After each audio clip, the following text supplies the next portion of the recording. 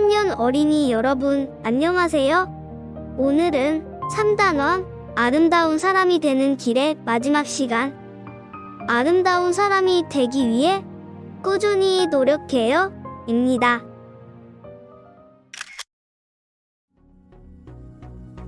오늘은 무엇을 공부할까요? 아름다운 사람이 되는 일은 저절로 이루어지지 않습니다. 진정으로 아름다운 사람이 되는데 필요한 마음의 힘을 기르고 꾸준히 노력해봅시다.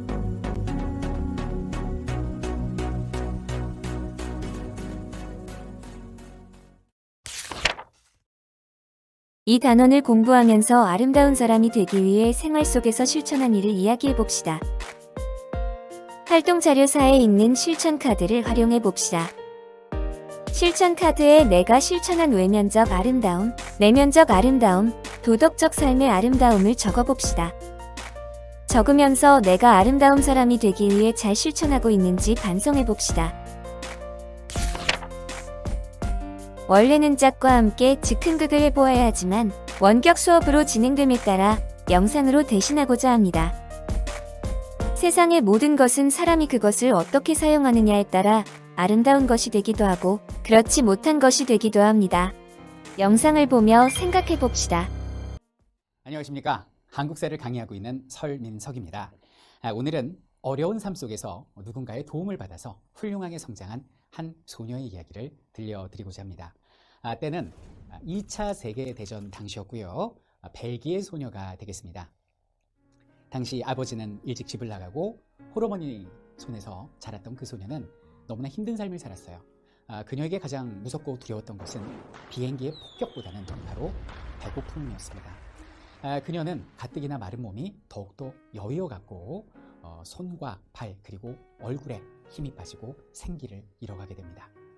그때 그녀에게 구호의 손길이 찾아오게 됩니다. 기부품으로 받은 식량을 소녀는 먹으면서 결심을 하게 되죠. 내가 나중에 어른이 되었을 때 훌륭한 사람으로 성장해서 지금의 나처럼 힘들어하는 어린이들을 도와야겠다라는 결심을 하게 됩니다. 그렇게 세월은 지나가고요. 그녀는 꿈을 이루게 됩니다. 1953년 아카데미 여우주연상을 석권하게 되는, 다 아시죠? 바로 오드리 헵번, 이 유명한 여배우로 성장하게 됩니다. 그녀는 여배우로서의 최고의 삶을 살게 되고요. 주체할 수 없는 세계적인 스타로 급부상을 하게 됩니다. 그렇게 30년의 세월이 지나요. 그리고 어느덧 중년, 노년의 나이가 되었을 때 한 기부 모임에서 큰 충격을 받게 됩니다. 자신의 이름으로 기부 행사를 벌였는데요. 굉장히 생각보다 많은 돈이 모인 거예요. 내가 여배우로서 인기가 사라져서 내 삶이 끝난 줄 알았는데 그게 아니구나. 내 이름으로 많은 사람들의 정성을 모아서 누군가를 돕는, 어렸을 때 꾸었던 꿈, 뜻있는 일을 이룰 수 있겠구나라는 깨달음을 얻게 되죠. 그리고 그녀는 그때부터 제2의 인생을 살게 되는데 그것은 바로 다계와 봉사, 기부의 삶이었습니다. 1990년대 초반 아프리카에서의 오드리 헵번의 모습입니다. 어떻습니까? 많은 분들은 이렇게 말씀을 하시죠. 그녀가 진정 아름다웠던 것은 1953년 로마에서가 아니라 1992년 소말리아에서였다고 말이죠. 그리고 진정한 아름다움을 추구하는 많은 사람들에게 그녀는 이런 메시지를 남기게 됩니다.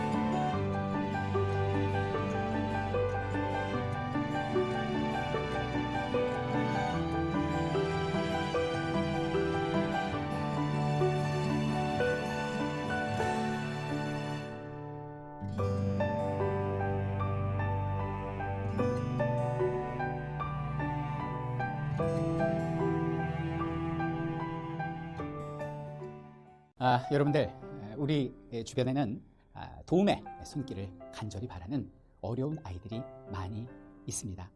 그들에게 우리는 적선을 하는 것이 아니라 나눔을 함께 하는 것입니다.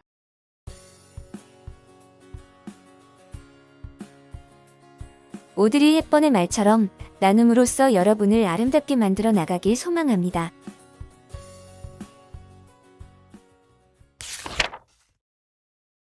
다음 동화를 읽고 아름다운 마음을 길러봅시다. 너는 우리에게 아무 필요도 없어. 모두 찌꺼기 뿐인데 뭘 그래? 아가, 안 돼, 지지야, 지지. 엄마, 맛이 좀 없는 것 같아요. 난 역시 아무 데도 쓸 수 없는 찌꺼기인가 봐.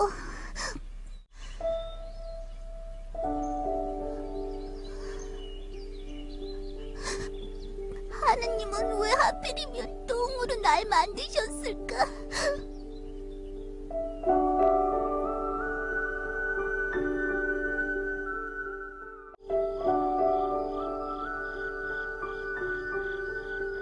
영원히 꺼지지 않는 아름다운 별님, 저는 어떻게 살아야 하나요?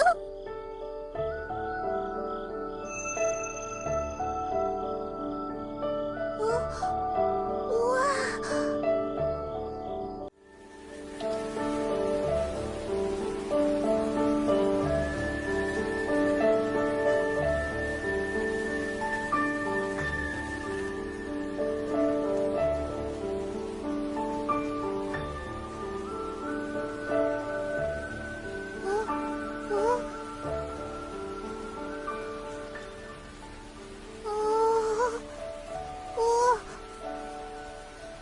넌 도대체 누구니? 안녕. 난 민들레란다. 나중에 예쁜 꽃을 피우지. 예쁜 꽃이라고?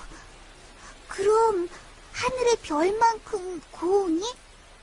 그럼 세상에 어떤 꽃보다도 곱지. 네가 어떻게 그런 꽃을 피울 수 있니? 그건 하나님이 이렇게 비도 내려주시고 따뜻한 햇볕도 주시기 때문이야. 넌 정말 좋겠다. 그렇게 아름다운 꽃을 피울 수 있어서. 그리고 또 한 가지 꼭 필요한 게 있어. 뭔데? 너의 도움이 필요해. 뭐라고? 그럴 리가. 아무도 나를 원하지 않았는데 나같이 쓸모없는 똥의 도움이 필요하다는 거야? 응, 꼭 필요해. 네가 나의 걸음이 돼줘야 돼. 걸음이 된다고? 내가 걸음이 되다니. 그것도 예쁜 꽃을 피우기 위해 걸음이 된다고? 예쁜 꽃을 피게 하는 것은 바로 네가 하는 거란다. 정말 내가 꽃이 된다고? 그럼 내가 별처럼 예쁜 꽃이 되는 거야?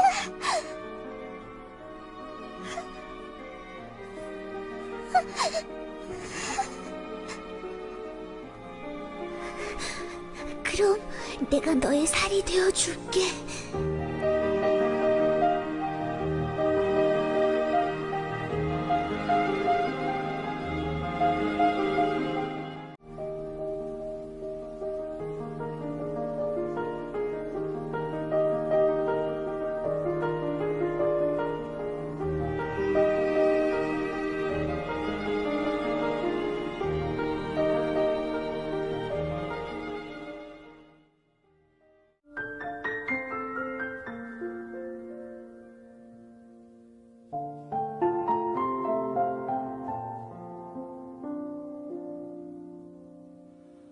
걱정 마요, 실망 마요. 저 멀리서 별이 내려올 때 울지 말고 바라봐요. 내 손에 강아지 똥은 아름다움을 어떻게 생각하고 있었나요? 자신은 더럽고 쓸모없는 존재라 생각하였으므로 스스로가 아름답다고 생각하지 않았습니다. 여러분이 만약 강아지 똥이었다면 어떤 생각이 들었을까요? 못생기고 더럽다고 생각되어 절망했을 것입니다. 이야기 속 민들레는 강아지똥을 어떻게 생각하고 있었나요? 강아지똥이 몸을 녹여 거름이 되어주어야 예쁜 꽃을 피울 수 있다고 생각했으므로 강아지똥은 꼭 필요한 존재라고 생각했습니다. 강아지똥이 가진 아름다움은 어떤 것이었나요?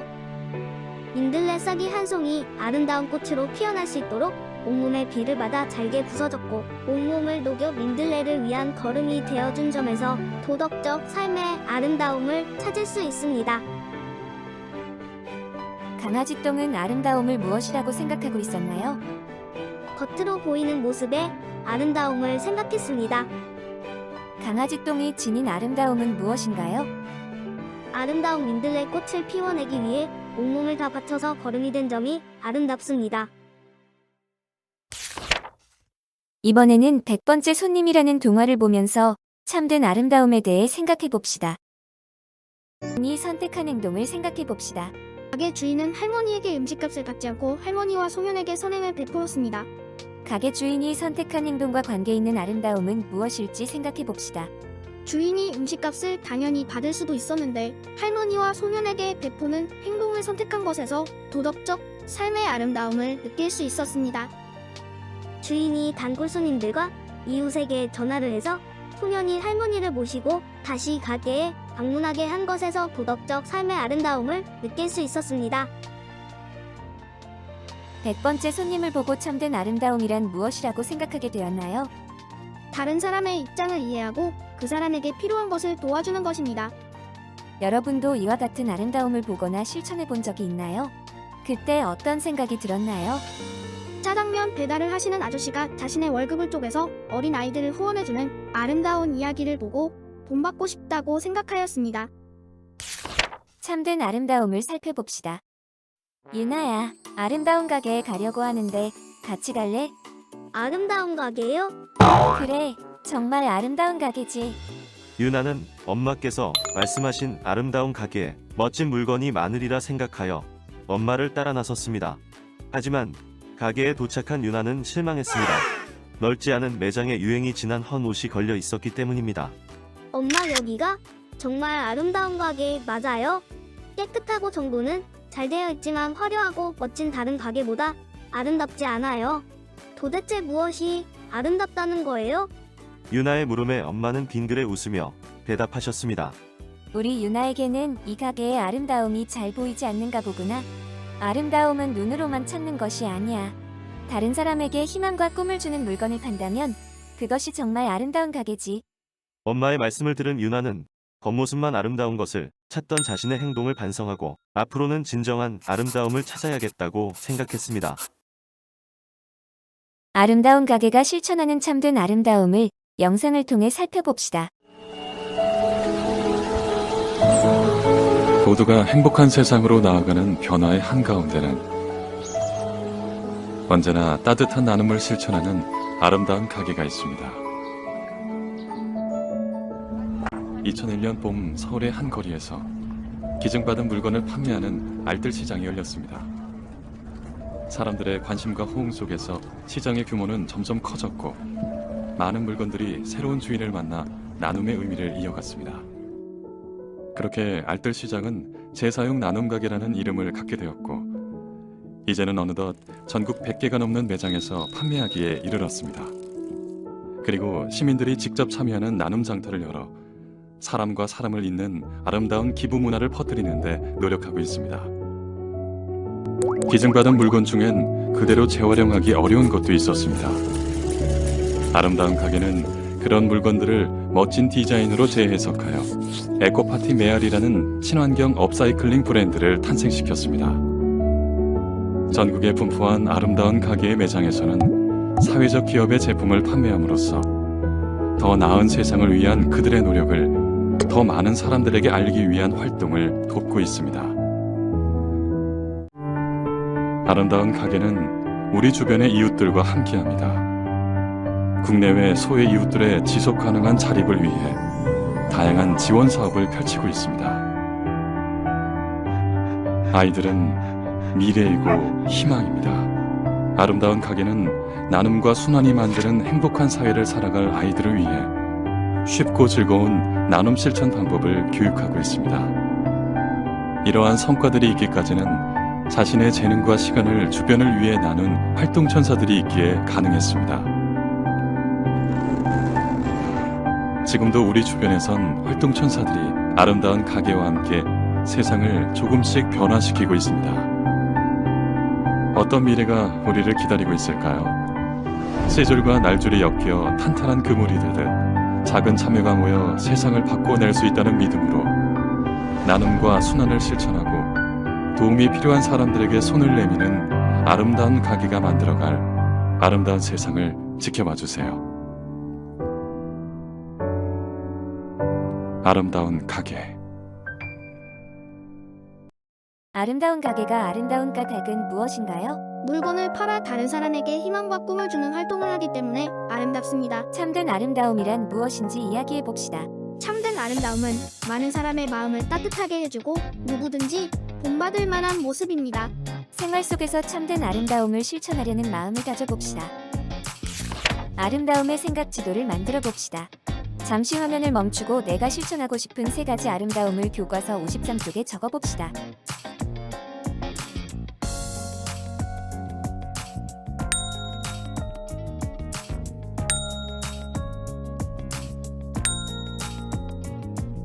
내가 얼마나 잘했는지 살펴보고 더 잘하려고 노력해봅시다.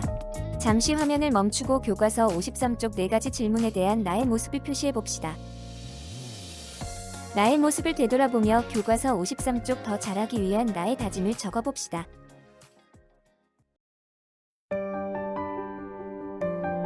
다른 사람이 해주길 바라기보다 내가 먼저 우리 가족이나 친구, 이웃을 배려하고 다른 사람들과 내가 가진 것들을 나누려는 마음을 실천하며 내가 할 수 있는 작은 봉사를 꾸준히 실천해 나갈 때 우리가 사는 세상은 더욱 더 아름다워지고 행복한 세상, 살기 좋은 세상이 된답니다.